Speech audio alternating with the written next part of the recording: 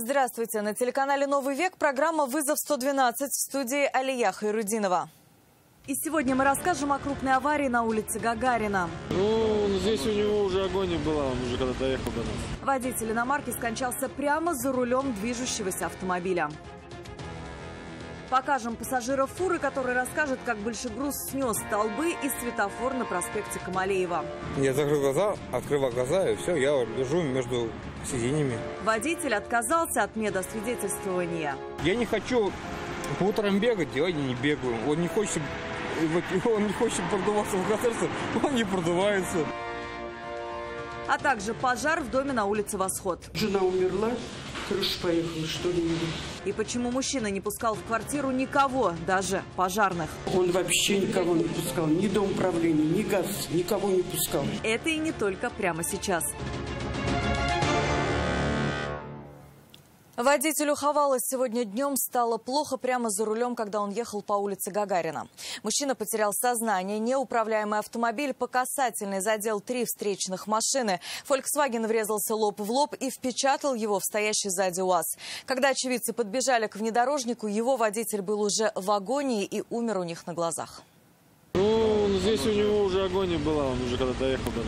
Двое мужчин, водитель и пассажир УАЗа, уверены, если бы не стоящий впереди них Volkswagen, то остаться целыми, а тем более невредимыми, шансов у них бы не было. Основной удар пришелся в лоб стоящей иномарки. Она еще не успела тронуться с места. Седан развернуло почти поперек дороги, и он задней частью прижал УАЗик к бордюру. 30-летнюю автоледи срочно госпитализировали с различными травмами. В ее машине не сработала ни одна подушка безопасности. Может, она битая была, может, обманки стояли там. Водители рассказали, зеленый сигнал светофора только загорелся, но тронуться с места успели не все. В это время едущий навстречу Хавейл пересек перекресток и, резко ускоряясь, стал сносить автомобили. Сначала подумали, может, он этот... Он зацепился по ребрику, потом... Он подпрыгнул от поребрика, и пошел биться по всем. Но уж когда там двигался, он уже опрокинутый был весь. Водитель автомобиля Хавал, следуя по улице Гагарина со стороны декабристов в направлении улицы Восхода, задевает борт камень, после чего откидывает встречную полосу, где касательно ударяет 3 машины по сетне Volkswagen Polo встречного направления. Volkswagen Polo откидывает настоящую УАЗик. 65-летний водитель Хавейла пришел домой на обед, жил неподалеку. Только вышел из дома, и пришли печальные вести. Принять и поверить в случившееся родные пока не могут. Нет. Как узнали участники аварии, мужчина около 10 лет, были проблемы с сердцем. Чувствовал себя неважно, но все равно решил после обеда вернуться на работу. Но от дома смог уехать только на несколько сотен метров. Рамиль Шайдулин, Наиль Абдулин, Вызов 112. Снес светофор, врезался в столб и едва не задел попутные автомобили. Этим закончилась поездка казанца, который решил накануне вечером покататься пьяным за рулем фуры. Очевидцы рассказали Юлии Гоголевой, что мужчина едва стоял на ногах, но это не помешало ему сесть за руль многотонной машины. Как произошло ДТП? Офигенно. Для него это был новый жизненный опыт. Он не отрицает, пил, но это пассажирам и не запрещено. Водитель же уверяет, был абсолютно трезвый. Я пассажир этой машины. Я был живой остался. Водитель чуть не справился с управлением. Почему-то что-то нас понесло по дороге. И как-то я закрыл глаза, открывал глаза, и все, я лежу между сиденьями. Назвать причину резкой потери управления затруднился. Только предположил, что товарищ мог устать и уснуть. Недавно вернулись из командировки в Пермь и решили еще покататься по Казани. А вы куда ехали? Мы на парковку. На парковку? Да. Откуда? С парковки.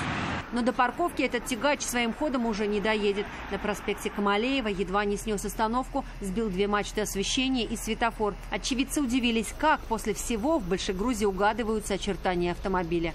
Там 2 столба, он снес светофор и вылетел сюда. Они ехали в сторону улицы Патриса Лумумбы. Не спрося водитель фуры с управлением там, все могло быть гораздо печальнее. Очевидцы уверяют, что водитель грузовика еле держался на ногах. Ни о каком трезвом его состоянии речи быть не могло. Но доказать это теперь невозможно. От медицинского свидетельствования мужчина отказался. А в чем проблема была? Продуть алкотестер. Не хочешь? Он не пил. Вот, смотрите.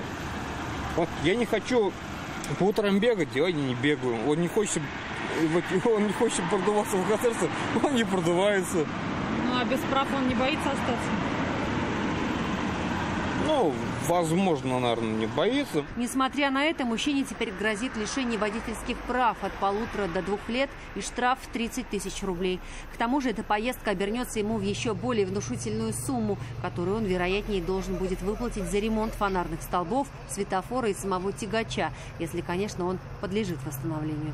Юлия Гоголева, Елена Саляхова, Наиль Абдуллин, вызов 112. Две иномарки Kia и Renault не смогли разъехаться на улице Короленко. После столкновения машины перегородили почти всю проезжую часть. Одному из водителей стало плохо, и ему понадобилась помощь медиков. С подробностями Рамиль Галиуллин.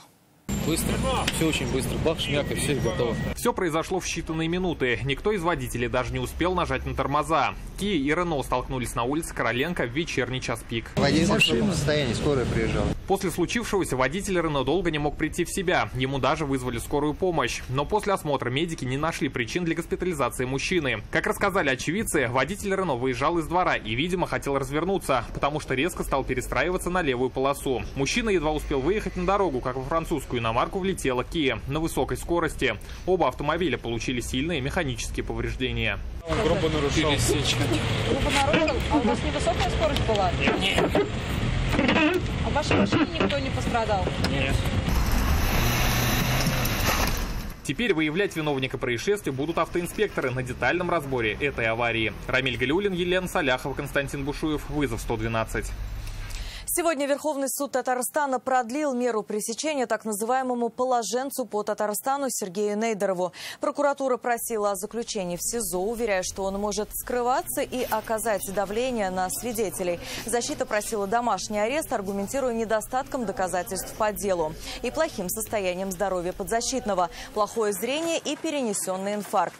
Напомним, мужчину обвиняют в занятии высшего положения в преступной иерархии и незаконном хранении оружия. Сергея Нейдерова задержали в марте. При обыске дома нашли записи о финансовых потоках, вещи с воровской символикой, пистолет Макарова, несколько телефонов и деньги. Суд согласился с прокуратурой и оставил обвиняемого под стражей до 3 марта. 60-летний мужчина пострадал в результате пожара в одном из домов на улице Восход. Чтобы проникнуть в квартиру и потушить возгорание, пожарным пришлось срезать железную дверь.